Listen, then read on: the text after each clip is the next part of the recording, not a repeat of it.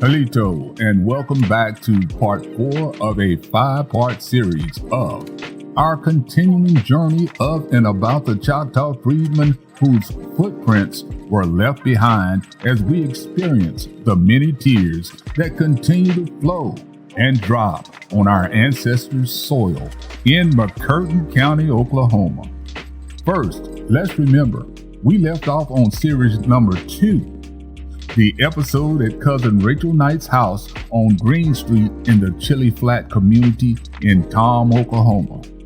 Then we departed to sidetrack on another path to share with you about a very important message on our series number 3 episode, which was the court's decision that was made in favor for the descendants of the Muskogee Creek freedmen that were rendered by Judge Danetta Mauser on September 27, 2023.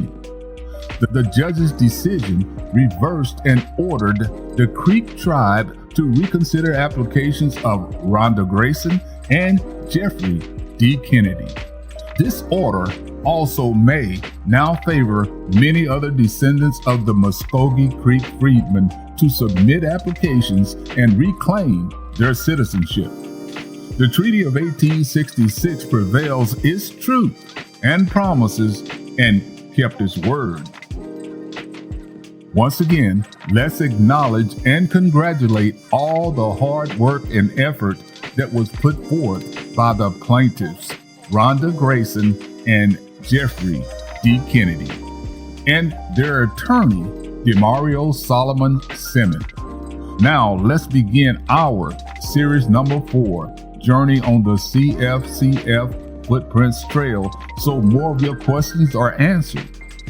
Like, what was the next step on their journey? Did they find any information that may pertain to my ancestors who once lived there?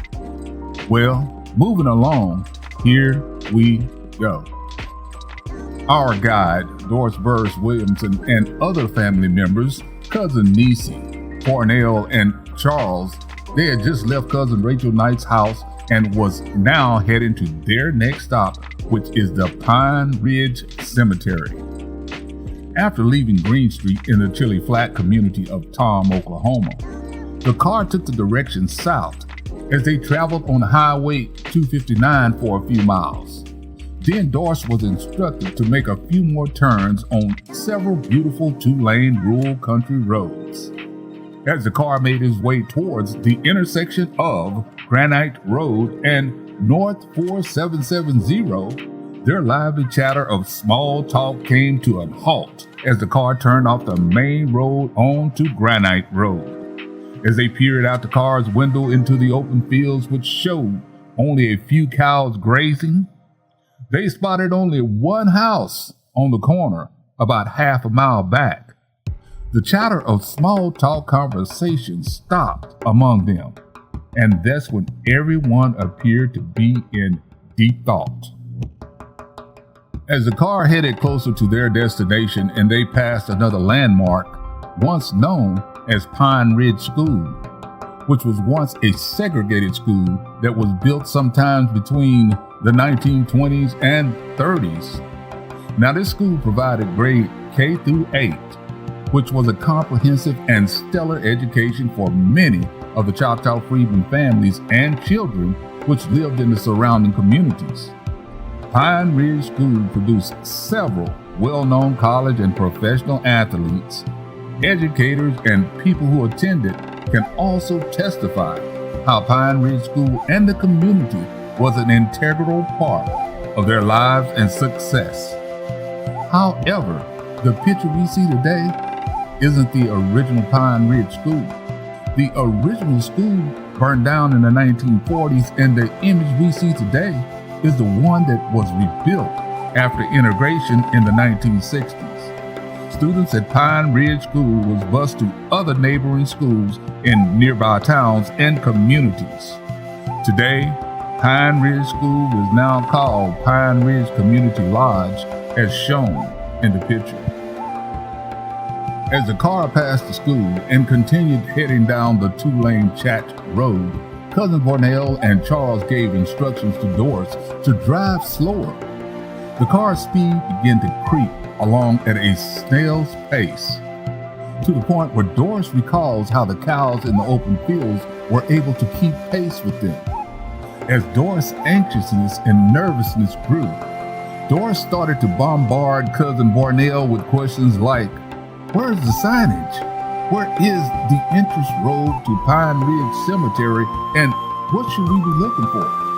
And what finally felt like an eternity, Cousin Bornell yelled out, stop!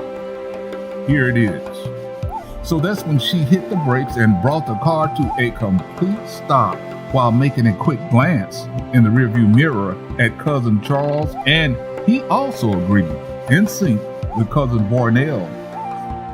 Yes, we're here. They both spoke at the same time. This is it. This is Pine Ridge Cemetery. Cousin Niecy and Doris looked puzzled, bewildered, as they turned to each other and started asking questions. Where is it? Talking about the school. Why did we stop? There's nothing out there. There's supposed to be a cemetery out there. Doris felt somewhat disappointed and doubtful, only for a brief moment, as she caught herself digging deep within her thoughts and faith, knowing once again the reality of how her mom, Iola Burris, Uncle J.C. Burris, and Aunt Teen were the family's historians, and even though they were all deceased now, they told many stories and history to their children and grandchildren about their personal experiences while living and growing up in Tom, Harris, and Idabel. They, the elders that is, were all through Tom and past the community center, and we're out here doing filmage and videoing of a lost burial site that the city of Tom actually came through and put a 2-lane highway through several of our family members' burial sites here. Avery Coleman Butler Burris. Avery Coleman Butler is buried here. She was born in 1847. My name is Doris Williamson Burris, and I am president of the Choctaw Freedmen Citizenship Incorporation. That's when she spotted and captured one lonely white headstone that stood at a distance. The headstone was folded between several tall pine trees far away from the road.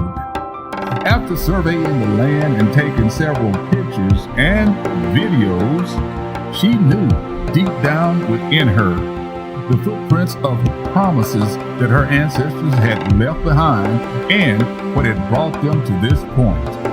The truth would prevail to lead their journey the rest of the way to uncover the hidden parts of Pine Ridge Cemetery. Despite having no signage, no public access, no additional graves in sight, Doris Burris Williamson says she became even more determined to get to the bottom of what happened to Pine Ridge Cemetery and find out why a 2-lane highway was plowed through the cemetery as reported by her mother and other relatives before they passed away. Now, many of you are probably asking questions like, what's so special about Pine Ridge Cemetery? Why do we need to preserve and protect Pine Ridge Cemetery? Well, to get the answers, be sure to tune in to Series 5, which is going to be the CFCF last series on this journey. In the meantime, this is where you are going to come, especially those of you whose Choctaw Freedmen ancestors are from McCurtain County, southeastern Oklahoma. CFCF Inc. is beginning their Choctaw Freedmen roll call. As you watch and read the Black Choctaw Freedmen's surnames list on the screen, let us know if you see one of your family surnames listed as shown on the screen. CFCF Inc. is asking if you'd like to write in and tell us where your Choctaw Freedmen ancestors were buried in Pine Ridge Cemetery. This is the time when you can go back and pull out all your old obituaries, programs, and documents to take a look. You can email us at doris@ChoctawFreedmenCitizenshipFootprints.com or use the QR code on the screen and go to the Contact Us tab on the website to reach us. We'd love to hear from you. In closing out, don't forget to come back and see the last series, Series 5, and how this story ends. We'll check you on the flip side. This is Chrome C. Burris Alexander Jr. saying, Yakoke. Thank you for listening to the many tears that continue to flow and drop on our ancestors' soil in McCurtain County, Oklahoma. Coming up, the conclusion, Series 5.